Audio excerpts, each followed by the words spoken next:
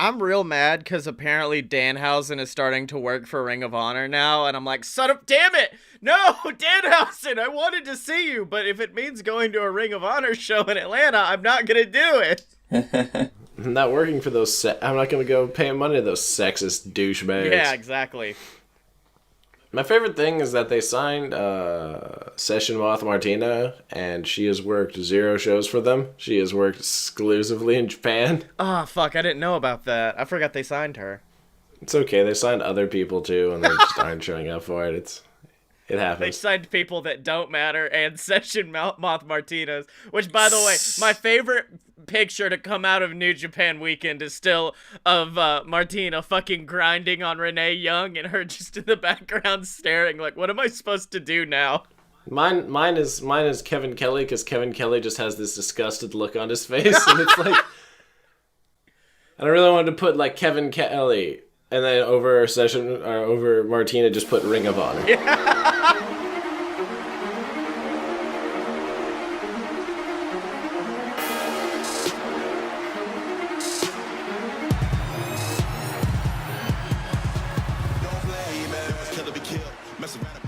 Welcome to Fight Boys, the show about professional and not so professional wrestling.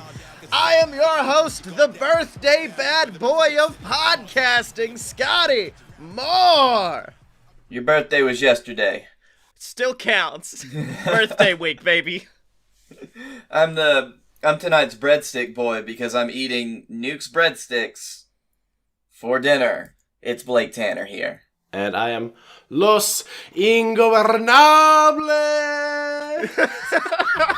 The Dylan. Playing that one out 2 days ago. Oh, man. So, I guess we do need to talk about it, because I think the saddest I've ever seen Dylan in chat is the second night of the fucking Wrestle Kingdom, where he just went like, oh, the website's down.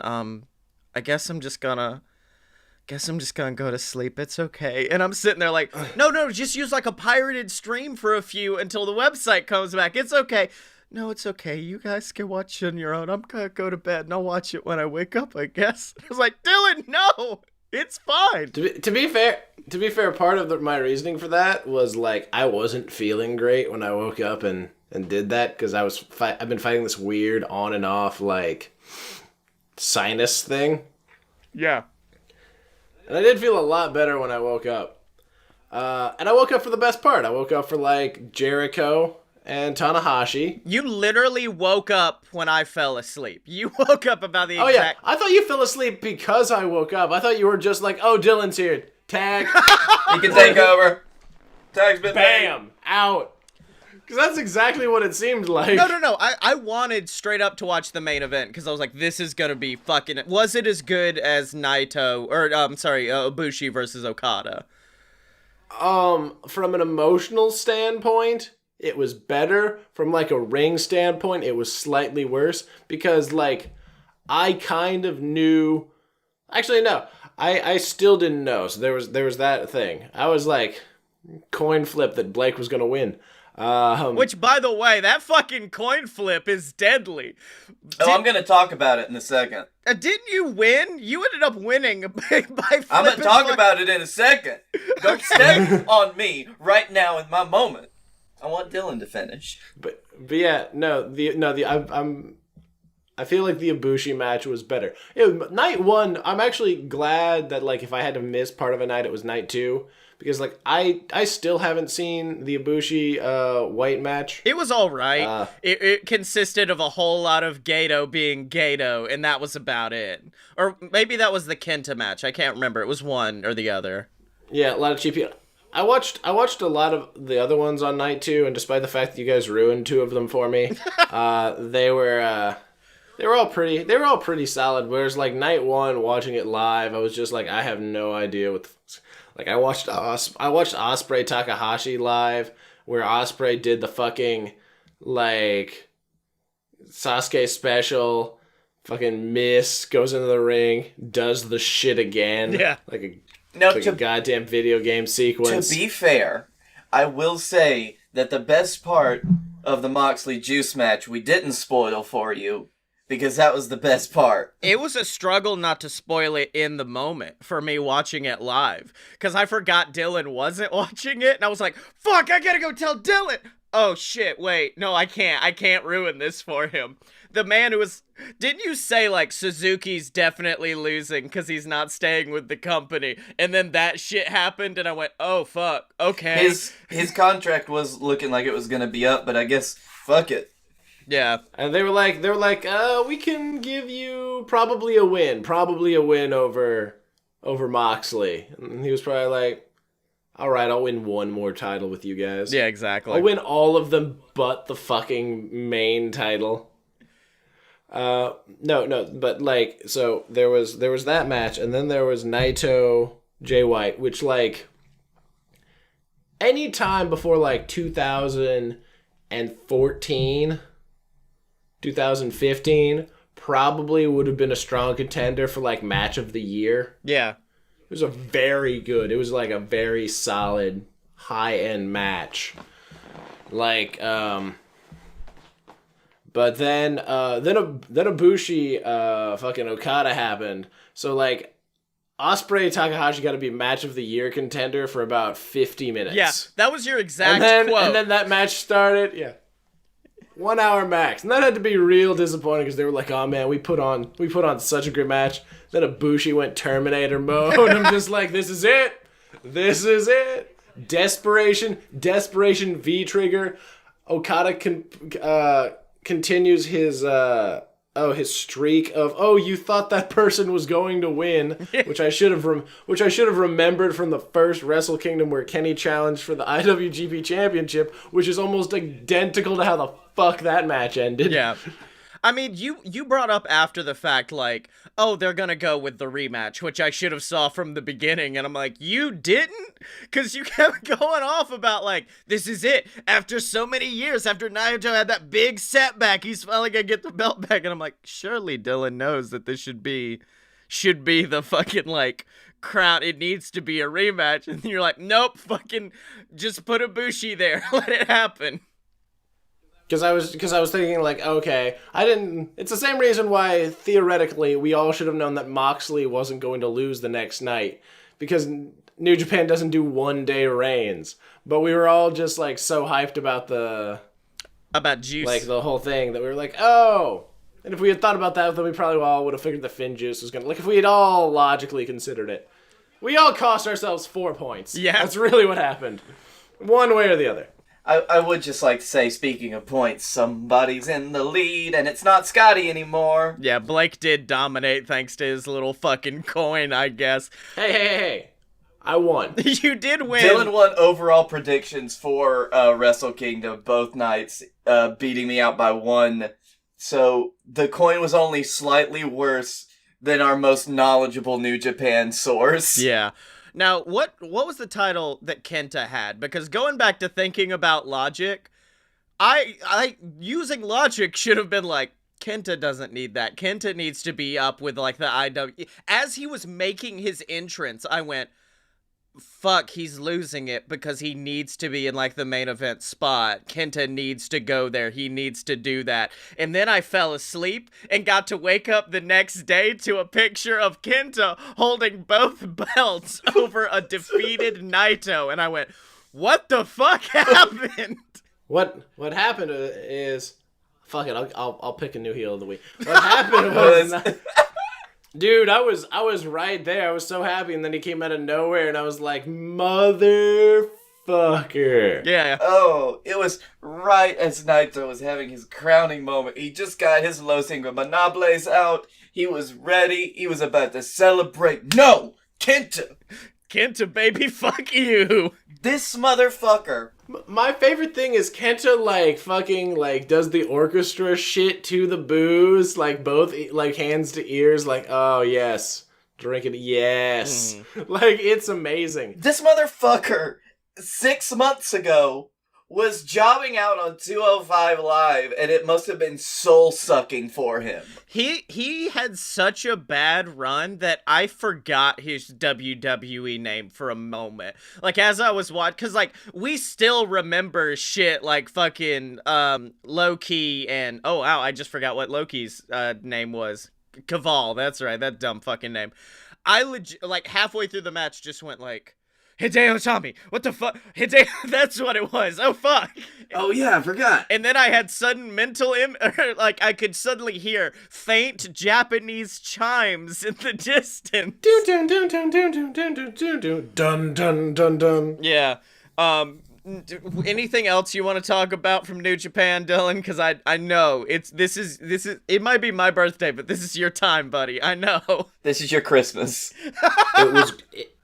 It was great, and I almost stayed up legitimately. I woke up at 4:00 Monday morning, to like get ready to like watch the first 2 hours of New Year's Dash. Yeah. Mm-hmm. And I was too fucking like exhausted, like I couldn't pull it off. Yeah, it'll wreck your week.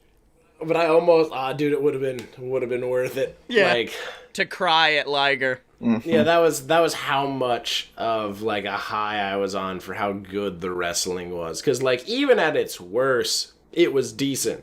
Yeah. Even at when the wrestler fucked up the never open weight belts, and then I felt cheated because fucking Ishii got counted. I was like, motherfucker! Were they supposed to win?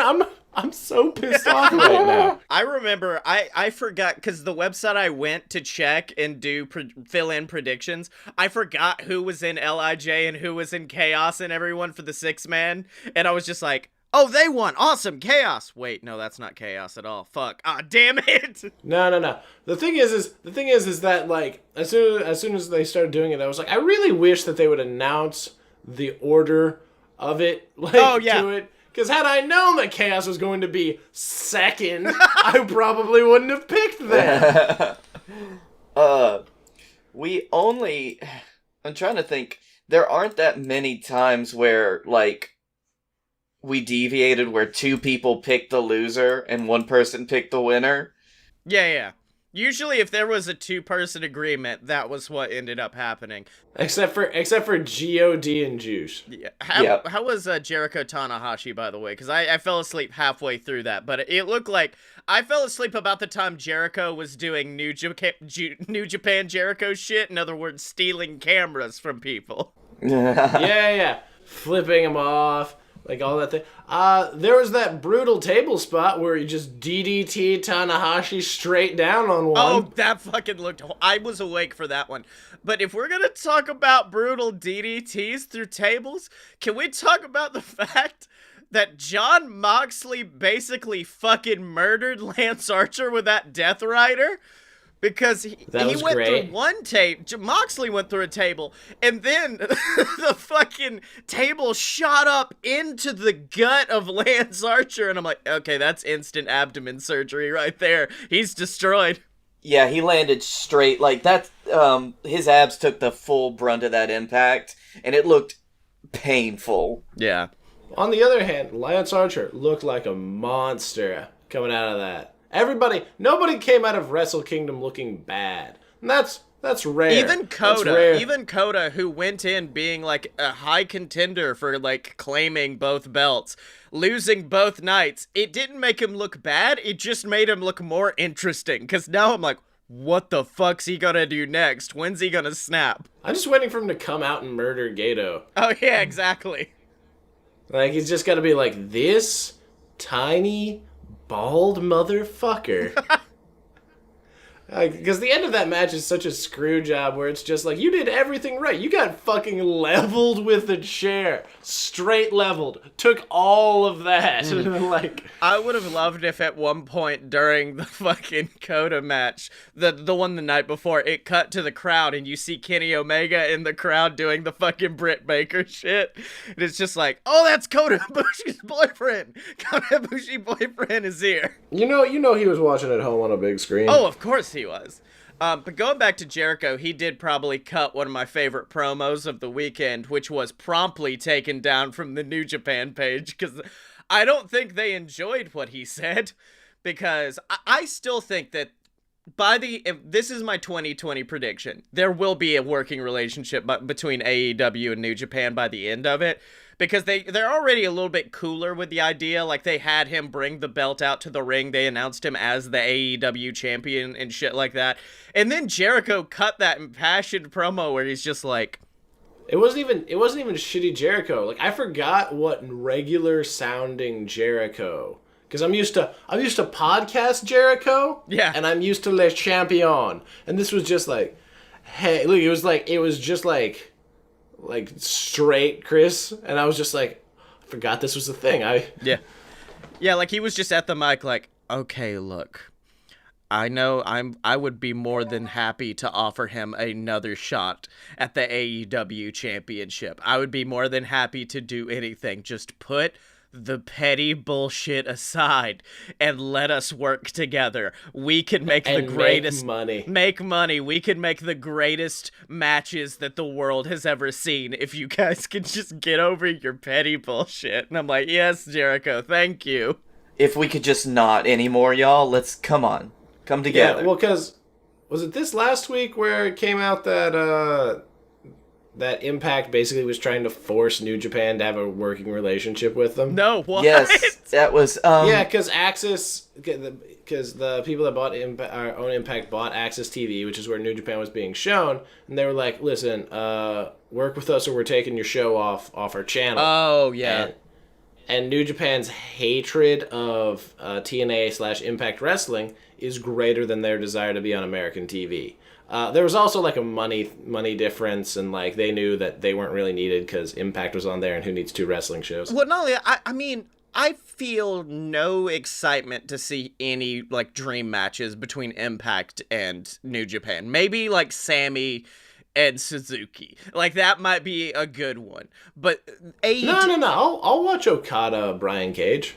Oh, that would be actually really good. But like, there's nothing. Okada will never step foot in an Impact ring again, no matter what working relationship they have together.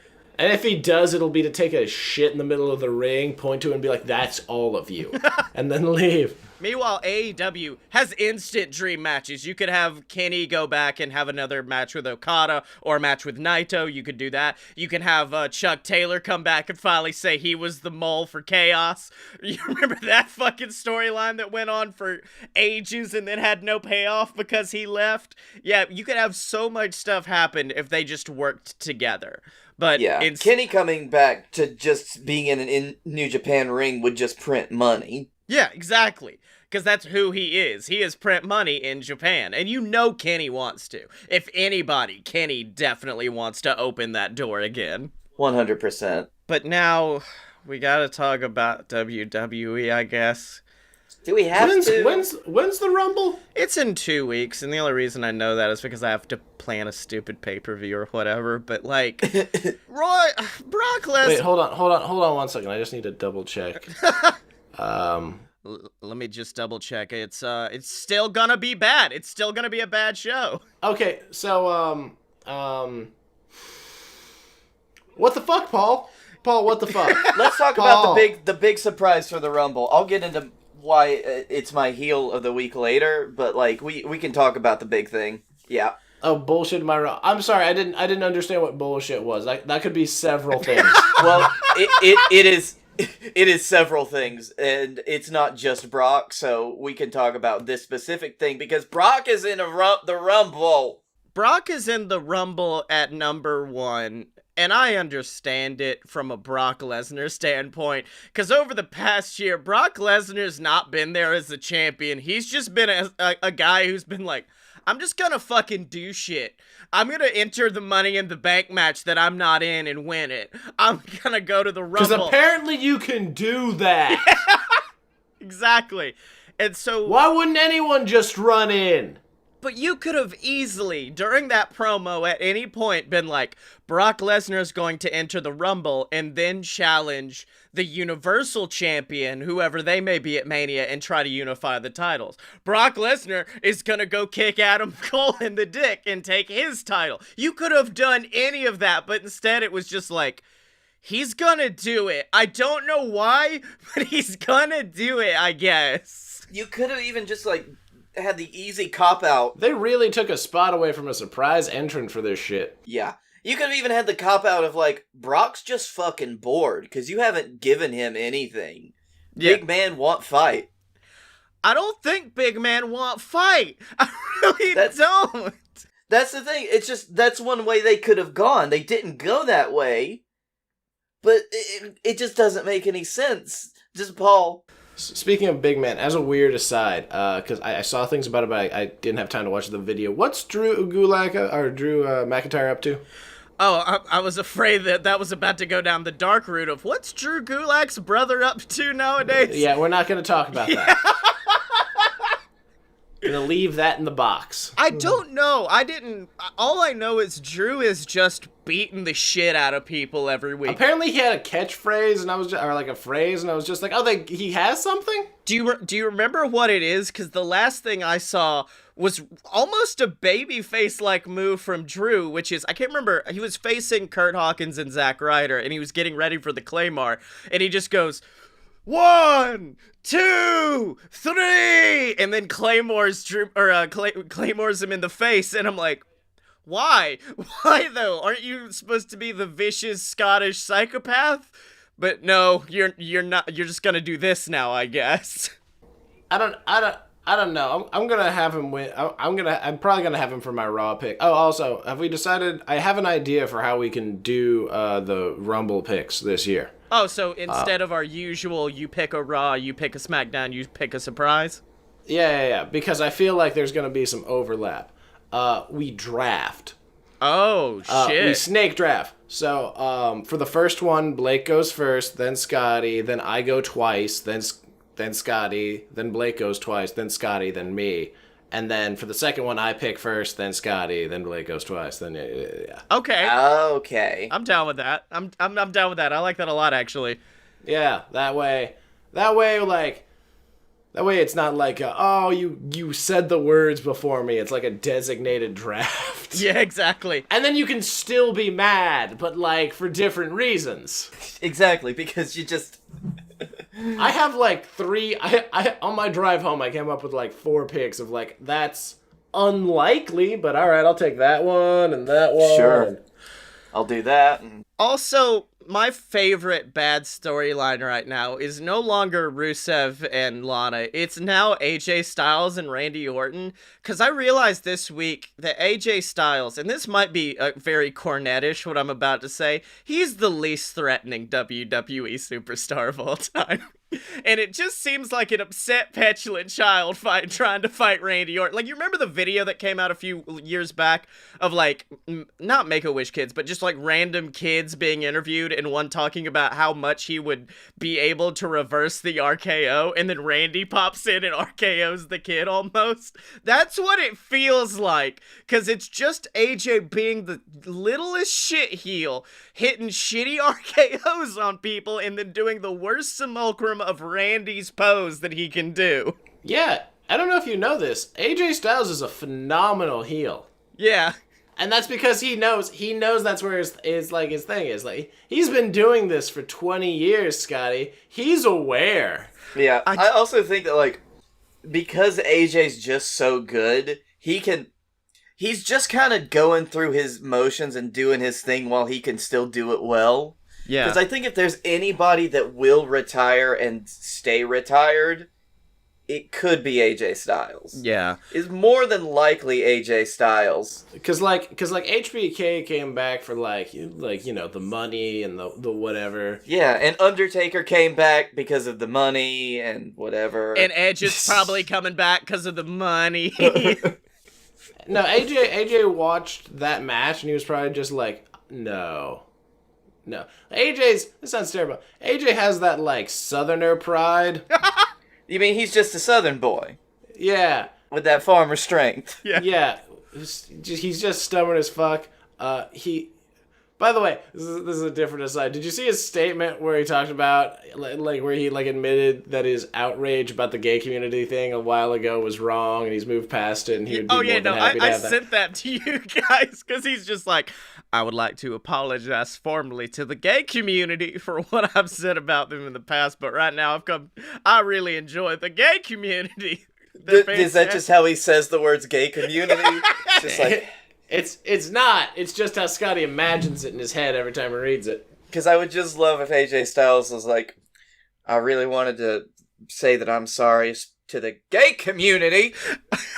No. I love it. He's always surprised. As it's written out, there's a parentheses with a question mark in it next to every single time he says gay community. It's an interrobang, thank you. Because there's some surprise with it. But he also is glad to have a good following with the Flat Earth community. Oh, yeah. The Flat Earth community? Yeah. But yeah, no, it's... AJ knows. AJ knows what's happening with it. Yeah. And I guess the last thing before we go to break, we do need to bring up the fact that WWE security tackled a priest this week. What? No, apparently that was planned. Yeah, someone posted a shot of the script, and it's like, security tackles priest. Okay. Why? Why? I don't know. Wasn't there that weird match ending to Ray versus Andrade? Really weird. Because it's like, it felt like I'd never really seen the refs have to direct what's supposed to happen. Oh, yeah. And I think it was John Cohen, too. And he was just like, no, you gotta just do that. Just go. No, Ray, look what you fucking did. Yeah. You're going for the pin, but look what you fucking did. I can't believe you did this, Ray. Yeah, and then Ray goes out and he's like, oh no, I can't believe I did this. I do really enjoy this new kind of, like, unhinged Rey Mysterio, where he's like, you took my mask? I'm gonna beat the living fuck out of you in a backstage interview segment.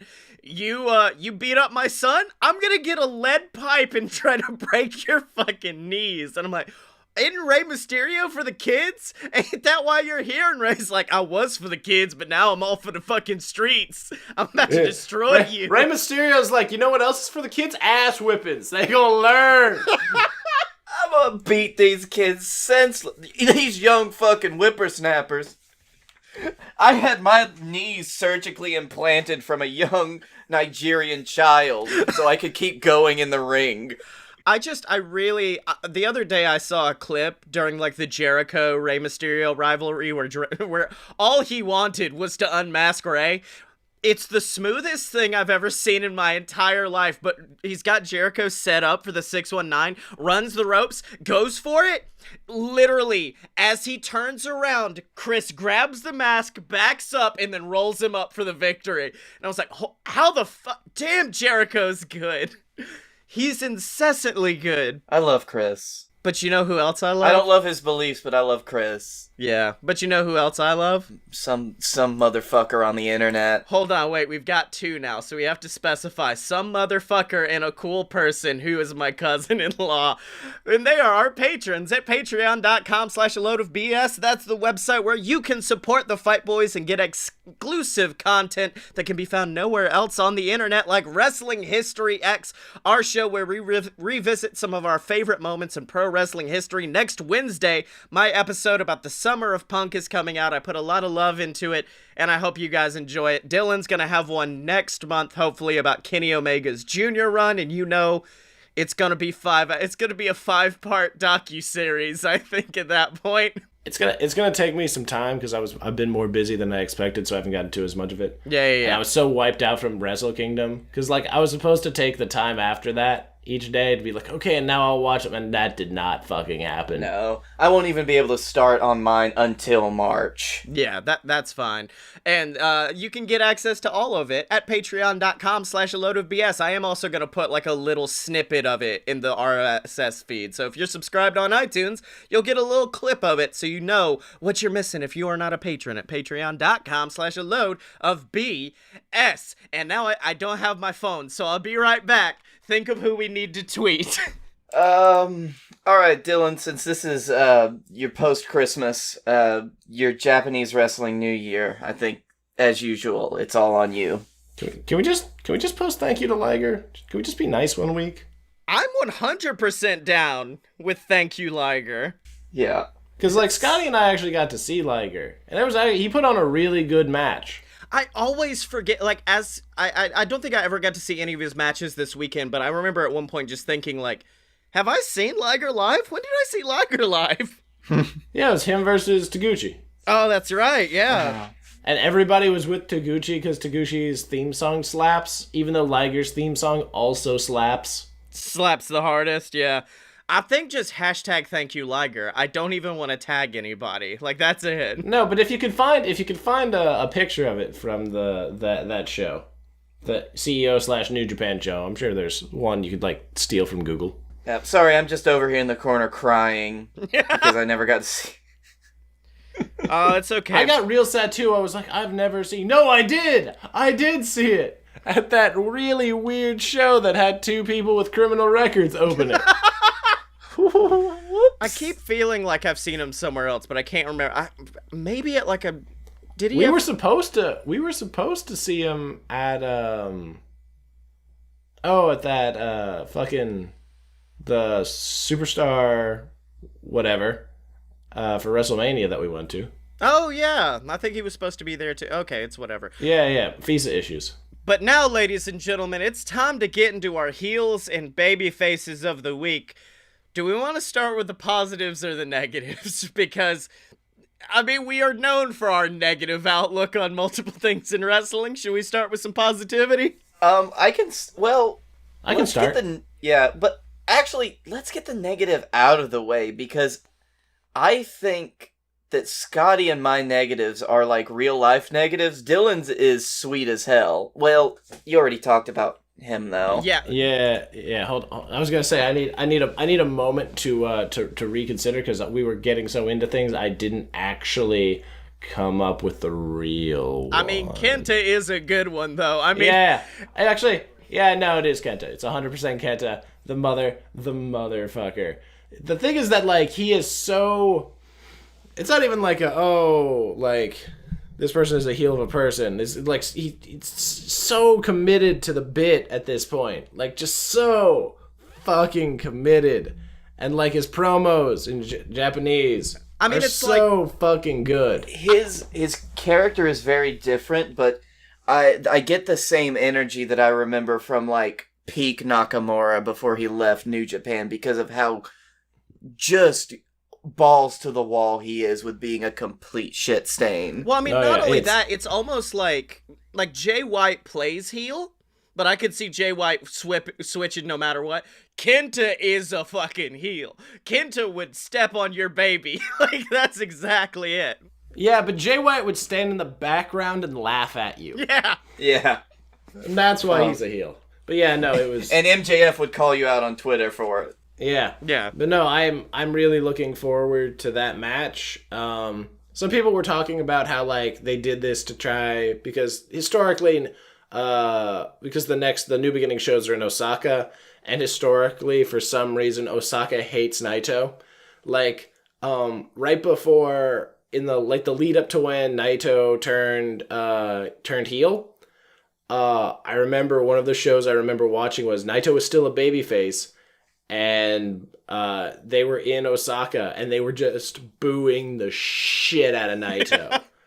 Like, he was on the babyface team, and they were just booing the shit out of him. I was like, oh, that's got to break your spirit. That's just got to break your spirit right there. And then later, he became heel, and I was just like, I can't wait till he goes back to that place and flips him the bird. But they were like, yeah, they're doing that for it. And I was like, Naito gets cheered everywhere now, regardless. But yeah, no, this is the perfect first challenger. I don't know where the fuck KENTA goes from here, but you know what? Whatever, we'll see. It's gonna be great. Yeah. You know, they're starting him out hot. We're gonna see where he goes. All right. My heel of the week is just a general consensus on how bullshit the Rumble has become. Like, we've all been here for a few years now, seeing just a decline of the Rumble as being one of the best and most looked forward to pay-per-views of the year, too. Remember when you liked Survivor Series? Me either. Yeah. Well, Survivor Series was never big for me, but the Rumble, I remember back in the day, Rumble was like my number one. That's my favorite pay-per-view because you're always going to have returns, you're going to have surprises, we're going to have great matches. And then finally one year, my dad was like, hey, we're going to go to the Rumble. And I went, fuck yeah, the Rumble. That was also the year Roman Reigns fucking won. So I didn't have a good time at all. And No. You have to add that was the year in Philadelphia where Roman Reigns won and people booed The Rock. Yeah. And that show had good matches. It had the fucking Seth, John, Brock triple threat that's so fucking amazing. I always forget that was the same Rumble. Which is a fucking match of the year contender that year.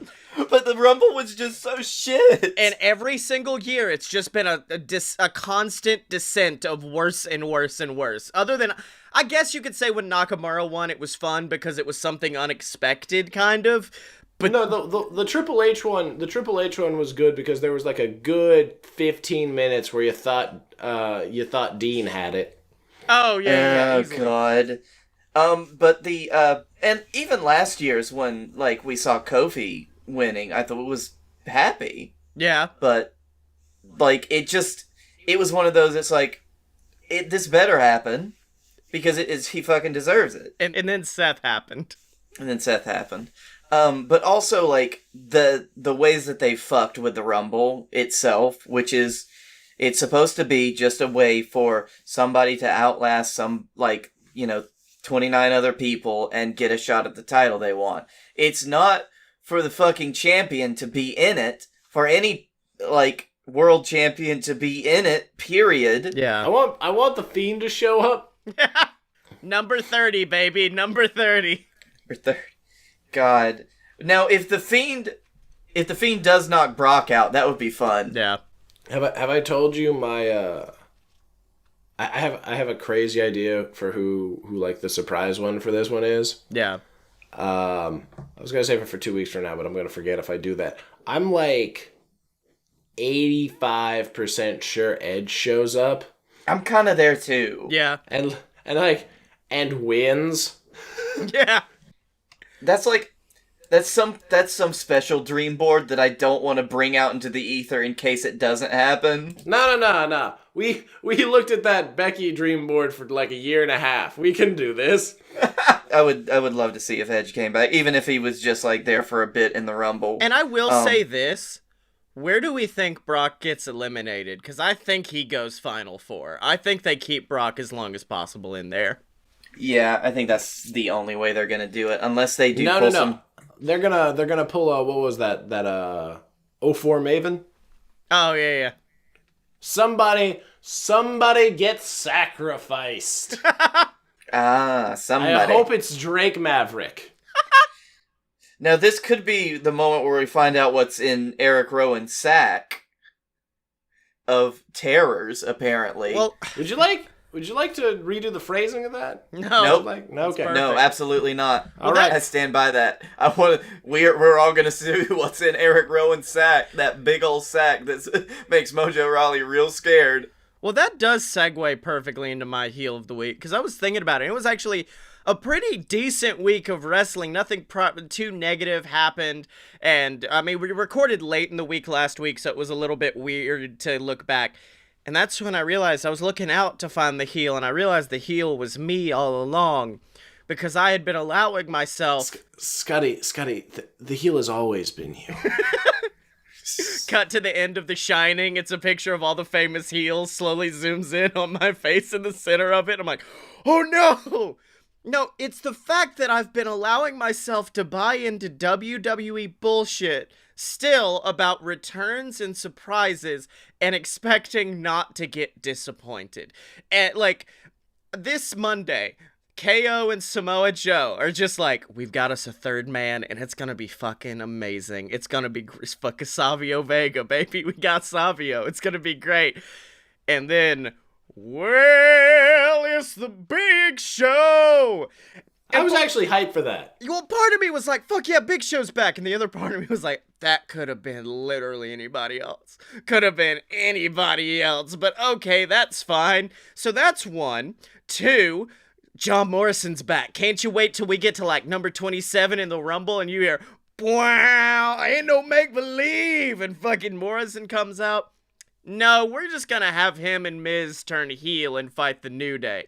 Which is fine, it's gonna be fun, but okay, that's how you bring back John Morrison. You bring him back in a WWE backstage segment where he's just... You bring him back from the dead. Yeah! And you bring him back just to have Miz be like, hey, I'm upset, you go talk to people for me. And then, of course, we've got Sheamus, who returned literally the exact fucking same way he returned the last time. At this point, it's just an homage to himself. Which is, oh no, the babyface is getting beat up. Oh, but here comes Sheamus. He's returning to save the babyface. Oh no, he's now beating up the babyface. That's it. That was the whole return angle. What are the odds that Vince McMahon's hard-on for Sheamus versus Bryan at WrestleMania comes back this year? Yeah, because Punk did release the original schedule for WrestleMania 30, and that's what Daniel Bryan was gonna be relegated to until the fans said, absolutely fucking not. No, this cannot happen. And that all sums up to the fact of, I'm real fucking excited to see what's in that cage. I don't know what he's got in there, but it spews red mist in people's faces and causes you to go blind, apparently. But guess what? I can predict the future, and the future is, I'm gonna be fucking disappointed. Whatever's in that cage, they've built up so much that I'm gonna be very disappointed. Well, worst case scenario, which means most likely to happen, is it never really has a full pay. Oh, it's Hornswoggle, never mind. Yeah. It's Hornswoggle or a head. It's a head in a cage, and that's it. It's Baby Bray. Yeah. They're really playing off the whole Baby Yoda hype. They got Baby Bray. Oh my god, I want to with the design Fiend mask and everything. A baby Fiend. Oh fuck, that's good. But now on to baby faces, and Blake, I feel like you need to start because yours is the most appropriate for this week. Yes, my baby faces. Hashtag thank you, Liger. I've probably only seen a handful of Liger matches ever, but just seeing all of the just how emotional his retirement was over Wrestle Kingdom, and just how there was just such an outpouring of love and respect for this single human being and what he's done in wrestling. Fucking Arby's got in on it, bud. Like, everybody was thanking Liger. And just like, it just made me feel happy because for once, the wrestling community, can come together about something and not be sour sacks of shit like they always are. My favorite thank you, Liger, has to be from Sexy Chucky T, who just said, thank you, Liger, for that one time you sacrificed your own butt to Tommaso Ciampa's thumb to save my life. And then showed the fucking train of people with thumbs and asses at PWG and Liger at the front of them, marching along before fucking tossing him. The legendary asshole of Jushin Thunder Liger. And the fact that he's just willing to go along with everything, and he's one of those people that just makes it look great. Yes. Until most recently with his run against Suzuki, I had no idea that Kishin Liger existed, and seeing that happen, like, not knowing, was some of the best fucking shit. Oh yeah, easily. I just think that he's a great talent, and, like, he will be missed, but I'm glad that he went out on a high like that. Yeah, very much so. Like, I remember, was he in do you guys remember, like, the N64 game, and it was, like, NWO WCW World Tour, and you could choose Japanese guys, which I had never seen before. I always remember Ultimo Dragon, because I played as him a lot, but I think Liger was on that, too. So I've known about Liger since I was, like, a kid, but just because of, like, oh, that's the fucking giant cartoony one. I love him. Yeah. I remember the first, I think it was, like, Wrestle Kingdom 6 was the first one whenever I was getting back into wrestling, and, like, Liger was there, and I was just like, the fuck? And then he kept showing up on things because it got more and more into New Japan, and, like, I was just like, Jushin Thunder, look this up, like, oh wow. He's and a lot. And then he That's just a- kept doing things over here. You remember Thunder Burgers, where he teamed up with fucking Cheeseburger? That's and like he's just been so he's just been so cool for so long. Yeah. Also, you left out the other part of Chuck Taylor's tweet, which was and being so ridiculously tan for only having his hand showing. Yeah. And being fucking like, he's 55 years old, dude. And Yeah, he's in better shape than us. All of Yeah. us combined. very much. I like Simon Grimm posted like his Liger story, and he was like, it was after the NXT show where he fought Tyler Breeze, and he was in the elevator, and he realized that he was there with just the talent, so he knew he could take off his mask, and he takes off his mask and starts looking around at people and making goofy faces, and Simon goes, Liger-san, Marks! And he goes, huh? And he fucking quickly pulls the mask back on after making goofy faces, and I was like, I fucking love him. Oh, he's... There was the last great one was on the day of his retirement show. Like the English announce team was there, like doing promotional stuff, and they're like, "So what made us all corpse except for Kevin Kelly?" Like was that Liger showed up, stood directly opposite us, and just started fucking with us. And Kevin Kelly was too much of a professional, but Rocky, Gino, and Chris Charlton, they couldn't do it. Yeah. Liger's the cool fucking dad. Yeah. Well, my baby face of the week is Rusev. You know, from Rusev Day, it's me. Because as I stated... He's leaning into it as hard as he can. Yeah, No fucks given Rusev is the best thing. As I stated last week, the fucking Lana Lashley angle would be great if Rusev got to talk more, but he hadn't been able to talk enough. And then this week they do this weird second wedding where they're like, we need to actually get it done. Which someone was like, I wanted the priest to be like the priest from Spaceballs and be like, do you, good, kiss her. But in the middle of it, Rusev pops up poorly green screened in front of a beach and just goes, hey, it's me, Rusev from Rusev Day. And I went, okay, I'm back on board. That's all it takes. I'm back on this bullshit. Yeah. If I have to watch this bullshit, at least Rusev's talking. Yeah, and it's just Rusev cutting this great promo of being like, Bob! I love that he calls Bobby Bob. I don't know why I enjoy it so much. I fucking love him calling Bob. He's like, it's the fact that it's so like Bulgarian. Like, oh yeah. Bobby. Ah, Bob! Like fucking GTA 4, you pick it up. Bob, it's your cousin, Rusev. Let's go bowling. But hey, it's your cousin from Rusev Day!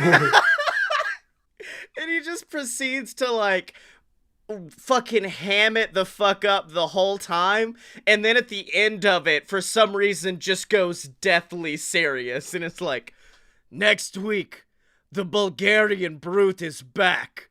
And I am going to destroy you. And he, like, no hint of joking the whole time. And he's like, I will pick you apart, break you down limb from limb. And when I am done with you, Lana can have what's left. And I'm like, oh, fuck, okay. Damn, Rusev. In that one segment, he got this over harder than 6 months of storytelling has. Of course, my favorite part was, They cut it out of some of the cuts, but he just at one point he gets his plate of food and he says, "Hope you like it. Eats a fish." And Liv Morgan is kind of just gonna have to be Rusev's girlfriend at this point, which does disappoint me, but it's whatever. I don't care. I love Liv, but if it gives us more Rusev, that's all I need. I mean, look at it from Rusev's perspective. He goes to work and he has to be around Liv Morgan, and then he goes home to his hot Russian wife. Like there's no part of Rusev's day where Rusev is losing. Yeah, exactly. Except for the meeting with like the writers where he has to be like, and at that point, can I say from Rusev Day? Can I put that in there? And they're like, I fucking guess. It's whatever. Long as Vince signs off on it, it's fine. Also, secondary babyface does go to the Mandy Rose and Otis storyline, because that's now getting more 80s comedy than it ever has, and I love it. Like, last week, fucking Mandy comes up like, hey, Rusev, or, I'm sorry, hey, Otis. Everybody's on the Rusev train! Hey, Otis, did Mama make us anything for New Year's Eve? No. And I thought he sounds like Chris Farley made over, and I love him so much for it. No. Oh, I guess you saw what happened with Dolph Ziggler. I didn't, but Mama did. in the segment, but I'm like, I cannot wait for the payoff for this. I need it to be like a storyline where, like, I no longer want the heel turn for Mandy Rose. I want them to become an on-screen couple, because I want her to be the manager for heavy machinery, but she comes out in, like, construction overalls. Yeah. Are they actually dating? Because I've seen a lot of... 100%. For years. Since before he was on the main roster. Like, back in NXT, before, like, heavy machinery was big. Oh, shit. I did not know that. I need this more than anything in the entire world. That's so fucking good. That's so choice. Somebody did put out in the ether on Reddit that, since Mandy's dyed her hair now, they would love to see if just, like, she goes up to Otis one day and he just does not recognize her. I mean, like, who are you? I would really love, like, a Daisy Duke aesthetic applied to Mandy Rose. You know Vince would be all over that shit. Like, yeah, put them out there. That's what they need. The short shorts? God damn, why didn't I think of this before? Mm-hmm. Oh, also...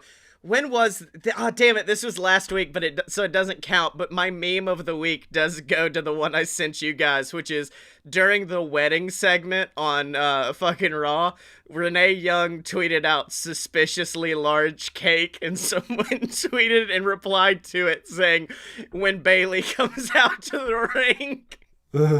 God damn it. Nice. But now it should surprise no one in the entire... Oh, no, I changed it. Oh, you changed it? Yeah. Well, Dylan's original babyface was Wrestle Kingdom, but now what is it?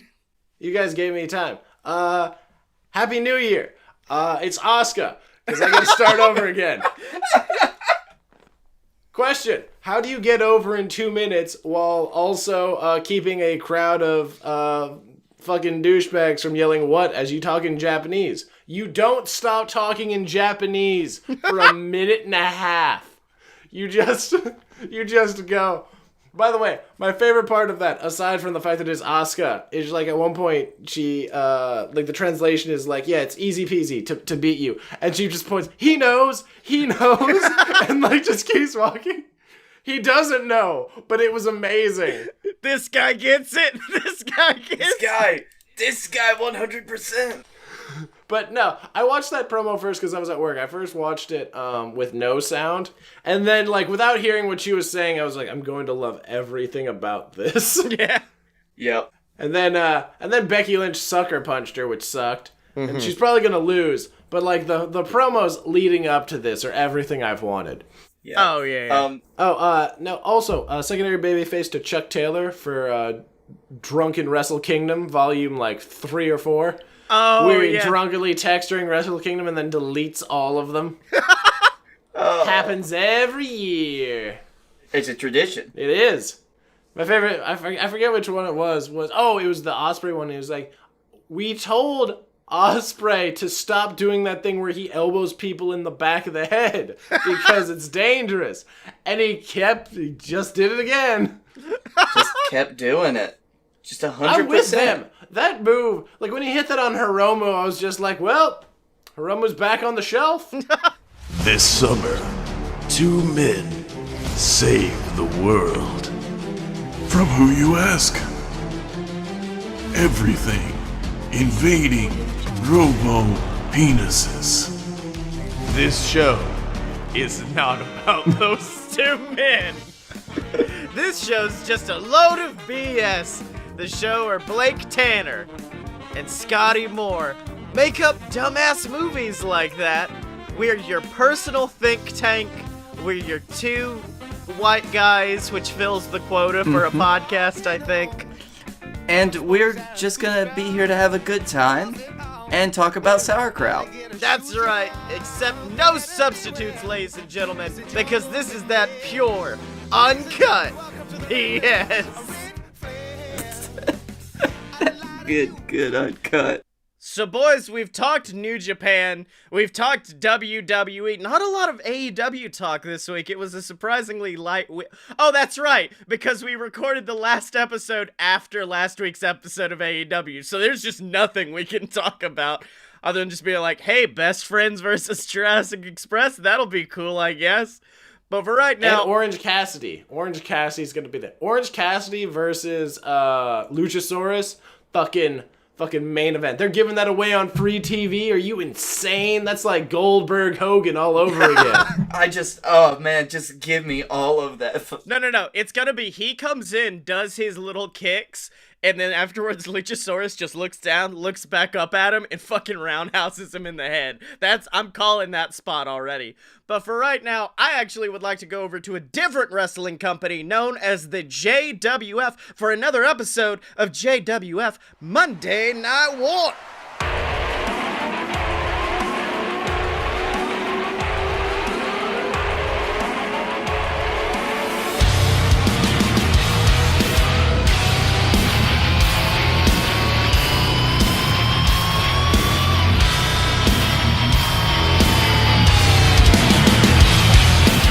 Welcome, ladies and gentlemen, to JWF Monday Night War. I'm your host, Silver Spoon, joined as always by the man behind the entire JWF. It's Captain Tibbs.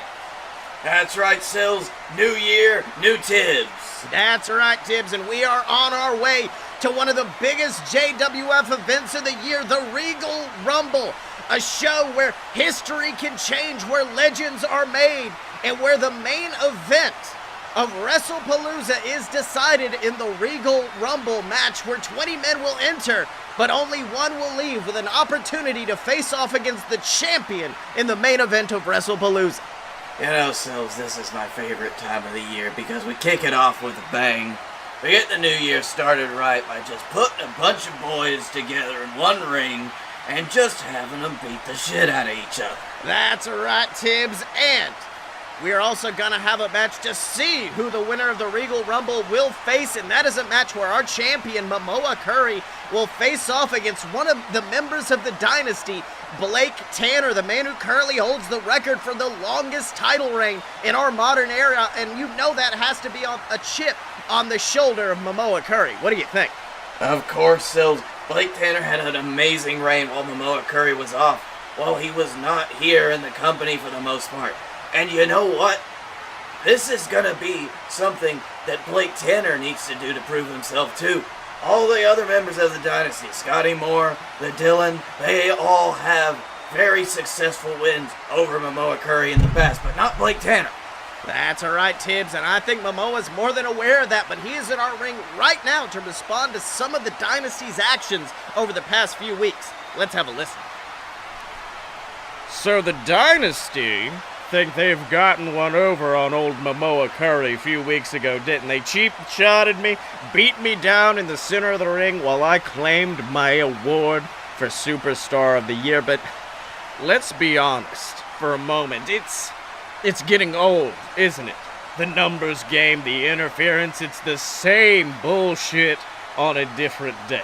I mean, don't the Dynasty, they claim that they're the best wrestlers in this business. Well, back in my day, being the best wrestler meant that you didn't have to have two idiots sitting at ringside waiting to interfere on your behalf. Being the best wrestler meant getting in this ring and kicking ass. And I've proven over the past year that I can do exactly that, and I've proven that I am the best in this business today. So I'm not afraid of the Dynasty. I've seen everything that they have on the table, everything in their playbook, and it's just gonna be more of the same at the Regal Rumble when I beat all three of them. Tibbs, there it is, the music of the Dynasty. Scottye Moore, the Dylan, and Blake Tanner coming out to confront Momoa Curry, and you know they cannot be happy about what Momoa's been saying. Why did we get I don't know, Tim, but Scottye Moore has that microphone and he is confronting Momoa right now. Let's hear what he's got to say. Damn, Momoa, you are either a really damn good liar or you're the biggest idiot in this entire company. You're not afraid of us. Really, that's what you want to say, that you're not afraid of the dynasty. You're not afraid of the Dylan, a man who literally retired you just a few short years ago, a man who stole the JWF championship from around your waist when you were in your prime. And then you say you're not afraid of Blake Tanner, the longest reigning JWF champion, a man who in just 3 short years claimed every title this company had to give and then some. And you honestly think I can believe that you're not afraid of me? A man who, let me check, that's right, oh, you've never, literally never been able to pin me to that mat. Now, I'm a man who you've never been able to beat, Momoa. I am the albatross around your neck. You see, Momoa, you want to talk about the dynasty's MO, right? You want to talk about how we use the numbers game to get what we want, how we abuse our power to put ourselves in the best position possible. Well, you know what? Why don't we give you an opportunity to even those odds, an opportunity to get a little bit of revenge? Seems to me there's only 2 weeks left until the Regal Rumble, 2 weeks for you to get your revenge on the dynasty. So how about this? Next week, you are going to get in this ring, and you're going to face the Dylan in one-on-one competition. And if you manage to actually get one over on this massive beast of a man next to me, he gets banned from ringside at the Regal Rumble. That's 1 man down. And then the following week, if you can survive the onslaught, you go on to face me, the man who, let me remind you really quick, you've never beat. I feel like you need to understand that you've never beaten me. And you're gonna face me in a match, Momoa. And if you somehow manage to do what you've never done in your entire career and beat me, I'll be banned from ringside as well. I'm more than willing to give you these opportunities, Momoa. More than willing to let you prove that you're the best wrestler in the world. And at the end of the day, at the Regal Rumble, the numbers game will be even. 1-on-1. And then Blake Tanner is going to get in that ring and show you why he is the ace of the dynasty when he stomps your skull into the mat and takes the title away from you. Because you know something? You like to say it's the same old shit with us, right? The dynasty are here to interfere, let the numbers game run wild. We're here to be the best, Momoa. And you can't spell the best without the beat. Well, Tim, strong words there from Scottye Moore, and I gotta say, I agree with him. Momoa wants to talk about not being afraid of the dynasty. But I mean, at the end of the day, these 3 men, the dynasty, they've proved to be Momoa Curry's strongest adversaries in the past. You know, Sills, Momoa Curry and all of the dynasty have a history, and these guys coming together, trying to beat up on 1 man, even though he is the god of the JWF. It is everything that I despise in a real competitive championship match. That's right, Tibbs. But I mean, I gotta say, I'm worried about Momoa over these next 2 weeks. I mean, we want him going into that match at 100%. I think after facing Scottye Moore, a man who he's never defeated, and the Dylan, a man who he's defeated only once in a 2 out of 3 falls match. A match where, let me remind you, Dylan won the first fall. If that was a normal match, Dylan would have beaten Momoa that night as well. And I think these men are going to give Momoa a beating that could just be laying him out on the slab for Blake Tanner to pick up the pieces at the Regal Rumble.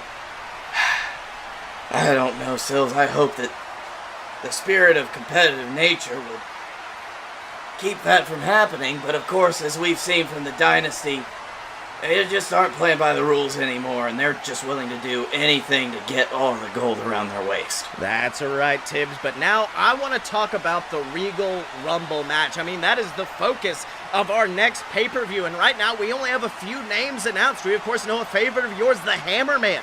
He's declared himself an entrant going in to the Rumble match, hopefully getting that spot in the main event of WrestlePalooza, but there was another man who earlier today made his bid to enter that match, and it is, of course, your son, Chuck Tibbs, a man who's had, honestly, a banner year. He won the Tibby Award for the most improved wrestler, and I think this could be the slingshot that he needs to put him on that main event spot that he wants. What do you think? Oh, Sills, I am really pulling for my son this year. He's not had the best showing in previous years, but you know what? He's changed himself so much this year. He is a completely new man, and I think that he's got a real shot. That's right. That's why we've sent one of our top interviewers backstage with Chuck to see how he feels heading into what is now going to become his third Rumble match. Let's have a listen. Hello, everybody. Honey Pot Mick can't believe I've still got this job here with the man who holds the record for the fastest elimination in the Regal Rumble. That is the fastest man to be eliminated. Chuck Tibbs.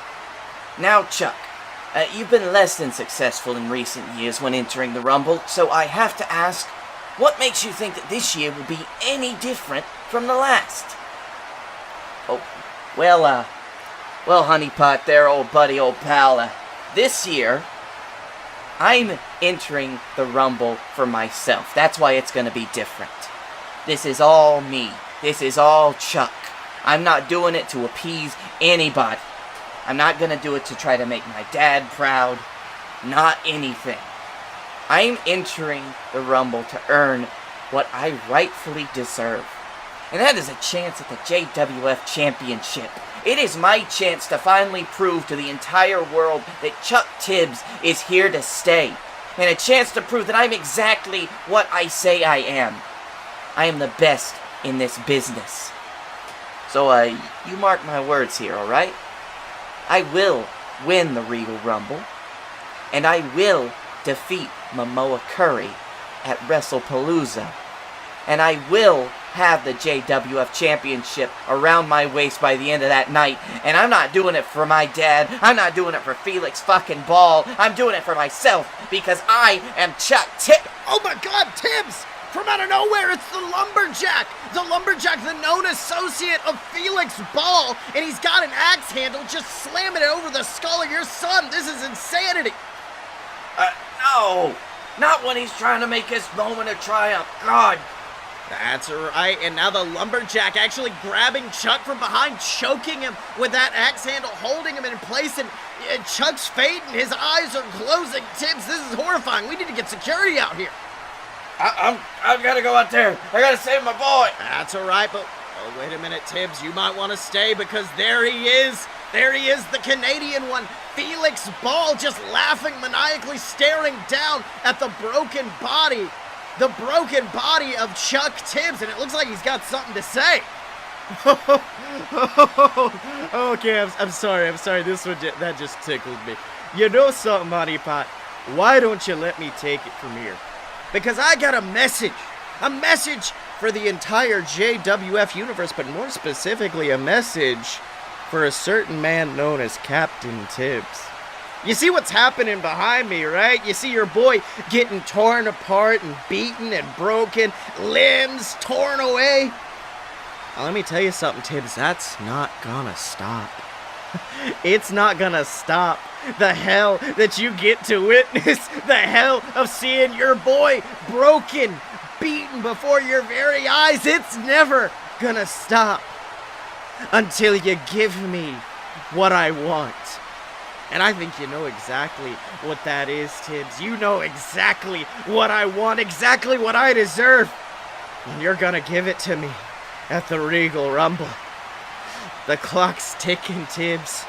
Make a decision. Make the smart decision. And give me what I want! Give me what I want! Ha! Tibbs? what in the world is Felix Ball going on about? He says to give him what he wants. What the hell is he talking about? Oh. If Felix Ball wants me to give him what he wants, give him everything that he wants, he'll fucking have it. He's gonna goddamn have it. Well, Tim, unfortunately for right now, we've got to move on. I mean, we've got medical staff checking on Chuck Tibbs right now, taking him to a local medical facility to have his injuries checked on. But right now, I want to move on to our main event match of the night. And it is, of course, a mini rumble that's going to happen in the center of the ring for one of the biggest prizes that you can get ahead of the Regal Rumble, the second wind. Something that has led people in the past to become victorious in the Rumble. It's something that people have become legends off of. Tell us about the second wind, Tibbs. So the second wind is a creation of my own design that I'm always very proud of. The winner of this Rumble that we're having tonight, of course, will have not only one spot in the Regal Rumble, no, they will have a second spot somewhere down the line after they've been eliminated. That's right, Tibbs. If you get eliminated early in the Rumble, you can always come back and become victorious. Hell, we could get to spot number 19. If you're still in the Rumble, all you got, even if you do get eliminated, then you can come right back in the ring and eliminate a competitor who's already worn down, who's already beating. It is an absolutely powerful tool in your arsenal when you go into the Regal Rumble. And let me tell you something, Tibbs. It's going to be one hell of a match because I know all of these men know exactly the opportunity they have tonight. Exactly, Sills. This is something that could make or break your Rumble. That's right, and right now, Tibbs, in the center of the ring is that man we just saw beating down your son, the Lumberjack. And let me tell you something, that 7-foot Redwood, he has nothing to sneeze at. And the rest of the competitors, they seem almost afraid of him. But wait a minute! All of them at once, all 9 other men just assaulting the Lumberjack, piling on top of him, trying to beat him down. But oh my God, the Lumberjack showing his strength, tossing every single competitor off of him, roaring to the skies. Tibbs, this man is terrifying. God, Sills, look at that big meaty hunk of redwood. That's right, and now he's grabbed Johnny Bananas. Johnny Bananas, a former tag team champion, lifted over the head of the Lumberjack, and oh my God, just unceremoniously tossed out of the ring. You can see it, hear him thudding as he hits, and you know Johnny Bananas is gonna feel that tomorrow. Oh. All right. Have a good night, buddy. Oh, but wait a minute. Look in the corner. In the corner, the former team of the Ratcension, Victor and Connor. We know they've had their troubles in the past. I mean, we last saw them in an epic triple threat match against Momoa Curry at Barcade, and it looks like that hatred, that vitriol, it's still there, and they are absolutely brawling, Tibbs. Oh, Sills, I just want to see more of this match, and it's just mostly so I can see Victor kick Connor's ass. That's right. They're both trying to settle that score tonight, but I mean, it looks like there's a tag team on the other corner doing a little bit of work together, as opposed to the Ratcension breaking up, and it is the team of the Hammerman and Griffin Clouds of the VWO, the tag team champions, and they are teaming up on AJ Steel, the man with the body of steel, getting whipped off the ropes by Griffin. But wait a minute, Griffin ducks, and the Hammerman with a beautiful flying knee knocks AJ off of the apron to the ground with a big elimination. But wait a minute, Sam Adams of the Wild-Eyed Southern Boys rushing Griffin from behind and eliminating him. And you know that the Hammerman's not going to be happy about that. Oh, not at all, Phil. That's right. And let me tell you something. The vitriol, the hatred between these two teams is palpable. And I mean, Hammerman seems furious, but the Lumberjack is continuing his tirade, just running across the ring, eliminating everybody, beating them down. Tim, that's the music of Chuck. It's your son. I thought Chuck was going to the local medical facility. What's he doing? No, he's come back. He's not gonna let it keep him down. Is this what you want, Ball? You fucking bastard. That's right, Chuck rushing into the ring and taking down the Lumberjack with a Luthez press, raining down shots before picking him up and nailing him with the DD Tibbs. Chuck Tibbs going crazy, and now he's picked up the Lumberjack and has tossed him to the outside. Oh my God, this is astounding from your son. Oh, Sills, this is it. This is that Tibbs fire. This is what happens when you get a fully fledged Tibbs out there. That's right, now the Lumberjack attempting to rush the ring, trying to get vengeance on your son, but wait a minute! The Rat Ascension, Connor, Victor, both going over the top at the same time. The Brawl not being able to contain by the ring, falling to the outside, and they've landed directly on top of the Lumberjack tip. Oh, damn. That's right, the Rat Ascension both been eliminated, but it looks like the Brawl is still going, fighting off into the crowd. And let me tell you something, Tim, something has got to be done about the Rat Ascension. These two cannot be contained. Not at all, Sills. I'm surprised that these two are working together like this. That's right, and now we are down to 4 men, Tibbs. 4 men, the Wild-Eyed Southern Boys, the team of Sam Adams and Houston Longhorn, your son Chuck, and the Hammerman. And I think those two know exactly what's going on. They're in there with a tag team, and I think they're going to team up on their own as they take on the Wild-Eyed Southern Boys. Hammerman going after Houston, Chuck going after Sam, and Tibbs, let me tell you something, you seem happy as a pig in shit seeing your boy team with the Hammerman right now. I literally can't talk, Sills, because if I do, I'm just going to scream. Oh, but wait a minute, Tibbs. Unfortunately, it looks like this team-up won't last for long as Sam reverses an attempt at the DD Tibbs by your boy and nails a massive sobriety test, sending Chuck out of the ring. And unfortunately, Chuck has been eliminated, which leaves Hammerman alone in the ring with the Wild-Eyed Southern Boys. But we've seen the Hammerman take on greater challenges before. Sills, if there's anybody that can do it, it's not my son who's been eliminated. I'm really sad about that. It's the Hammerman! That's right, and now Sam attempting to strike the Hammerman, but unfortunately, the quick feet levels the Beer Man, taking him back with a big head kick. But wait a minute, Houston, he's on the outside apron trying to drag out the Hammerman into a suplex, trying to suplex him to the outside. And let me tell you something, Houston trying to sacrifice himself for the right of his team. Oh, but luckily Hammerman landing on the apron, backing up, and nails a beautiful shining wizard, sending the head of Houston Longhorn crashing into the ring post. And he has fallen to the ground, so he has sent one half of the Wild-Eyed Southern Boys down to the ground, and we are down to 2, Tibbs. Oh, Hammerman, come on, do it, make your dreams come true. That's right, Hammerman trying to climb back into the ring. He knows that apron is a dangerous place, but wait a minute! It's Spider Lockhart! Spider Lockhart, the leader of the Wild-Eyed Southern Boys, coming out to ringside, and he's got the Hammerman by the feet. He's trying to drag him to the ground, Tim. This is horrible. Why? Why? That's right, but wait a minute. The Hammerman with a big kick sends Spider to the ground, and I think Hammerman's getting ready for a comeback. He goes to springboard into the ring, but no! Sam Adams shoving him off of that top rope down onto the ground, absolutely leveling the Hammerman. And Tibbs, unfortunately, thanks to that elimination, thanks to the interference of Spider Lockhart, the winner of the second win is the man known as the Beer Man, Sam Adams. But let me tell you something, Tibbs, it certainly wasn't without his help from his friends in low places. Oh, Sills, this is just not the way I wanted to see this, but yeah, so be it. Sam Adams, you got your shot. That's right, Tibbs, and here's hoping he can use it to do some great things in the Regal Rumble match. He's got 18 other men to contend with in that match, all of them fighting for an opportunity to land themselves in the main event of WrestlePalooza. We've seen some amazing matches come out of this.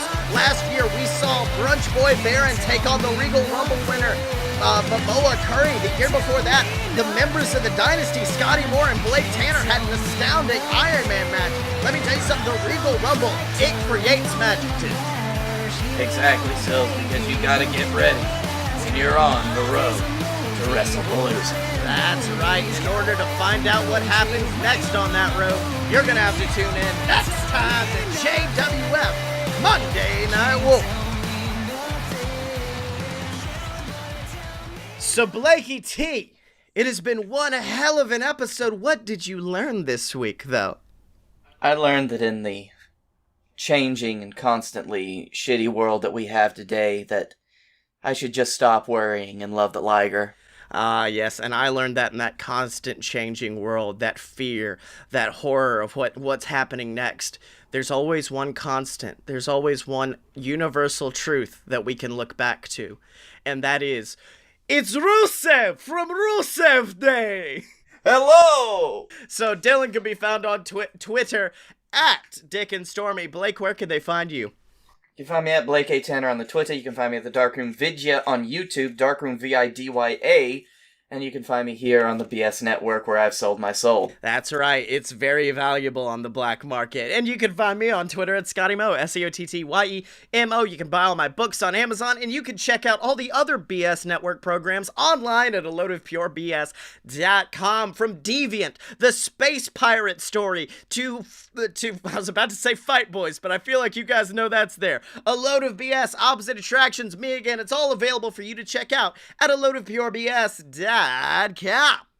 Special thanks to Mega Ran, our good friend and yours, for our theme song, Fighters. You can find Mega Ran on Spotify, anywhere where you get great music. He's got some good shit out there. He's been on a fucking roll lately with these, like, TV show themed raps. He did, I think it was called The Randalorian, which was a very, very good pun. And he did. I saw The Randalorian. He did The Randalorian, and he just did one called Toss a Coin, which is based off The Witcher. And fuck, it slaps. I've never seen The Witcher, but this song fucking slaps, dude. So remember to. Oh, you should listen to that. You should listen to the original from that too, and you'll really enjoy it. So remember to support Mega Ran and to support us, whether that be by donating at patreon.com/aloadofbs or by picking up some awesome merch at merch.aloadofpurebs.com, including 3 brand new designs for our JXT superstars. That's the developmental territory for JWF. And I'm not saying it'll get you laid, but Ghazi did say one of them got him laid. He just had to give it up. So make sure to support us there, or leave us some reviews on iTunes, and tell a friend who loves pro wrestling to check out the Fight Boys. And as always, you can find us at loadofpurebs.com. Step up to the merch table at merch.loadofpurebs.com. Find us on Facebook, donate to the Patreon, subscribe on YouTube, and as always, thank you, Liger, because when you're a fight boy, you're a fight boy for life.